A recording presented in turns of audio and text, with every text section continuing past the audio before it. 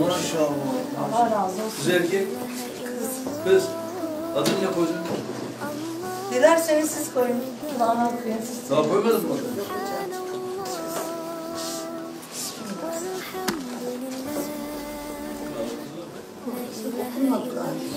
Allahu Ekber, Allahu Ekber. Allahu Ekber, Allahu Ekber. Eşhedü en la ilahe illallah. Eşhedü en la ilahe illallah. Eşhedü enne Muhammeden Resulullah. Eşhedü enne Muhammeden Resulullah. Hayy alas salati, hayy alas salah. Hayy alel felah, hayy alel felah. Allahu Ekber, Allahu Ekber. La ilahe illallah. Ayşe Betül. Ayşe Betül. Ayşe Betül.